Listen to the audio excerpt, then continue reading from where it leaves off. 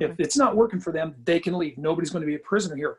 I mean, do you almost feel like you're living 4 separate lives rather than one cohesive life, I guess?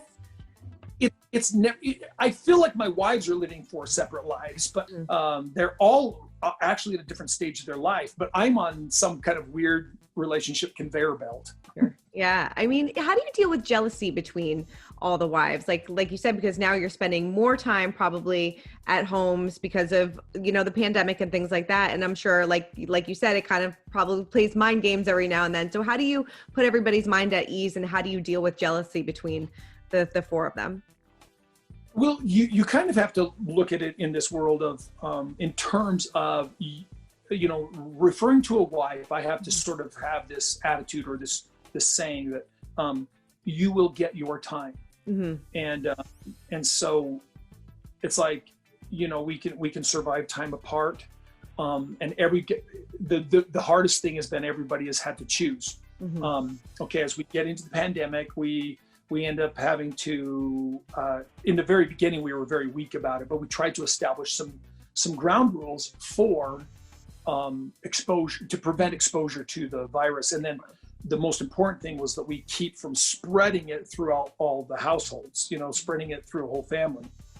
And so we tried to establish some rules of, if you will, Corona etiquette, yeah. I guess, or COVID etiquette, just to keep from spreading. And this is all counseled to me from our doctor. Mm-hmm. And in the process of doing that, it's some of us have been more willing to be compliant than others of us. And that's been the challenge, mm-hmm. is if a wife isn't completely compliant, if she has to travel, she's going to go see her kids, if she's going to be potentially exposed and then has to quarantine, after a while, she's going, well, do you even love me? Well, yeah, I do, but you have to quarantine. Yeah. I can't come over quarantining because you put yourself at risk, and that's not fair for me to put the entire family at risk because you traveled. Yeah. It's been a real challenge. Mm-hmm. Yeah, definitely. I mean, we see this season that a storyline that's going to emerge is that the spark maybe seems to be fading between you and Meri. I mean, what can you kind of tease about that, and how are you working to get back on track, and are things back on track between the 2 of you? Well, Meri and I have been in a very dark place for a very long time. It's been more about trying to get ourselves out of this hole that we dug ourselves into, I guess. And so what heals things, I hope time heals things. Mm-hmm. I hope that some communication heals things. So it's been a long time, and it's been very difficult. And it's more like this year, this time, we actually have an in-depth talk about where we're at. Yeah. I mean, does it ever get to the point where you're like, maybe this relationship isn't working anymore? Is that something that you believe in? Or in plural marriage, I don't feel like I've got the right to say, this is over, this is ending. Okay. I have dominion over my own body and where I'm at, but I don't feel like I'm not in a place where like I say, hey, I'm divorcing you. I can't do that.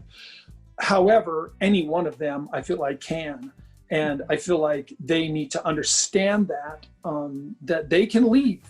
Okay. If it's not working for them, they can leave. Nobody's going to be a prisoner here. And the sad thing is when I've expressed that, like in times I've been sitting down with our family counselor and I've been saying, hey ladies, nobody's a prisoner here. If you don't like where you're at in this family, figure it out, make your choices. You're free. And my wives were offended by that. They were like, well, what, you got to try and get rid of me? And I'm like, no. Yeah. But you understand that on its face, plural marriage is a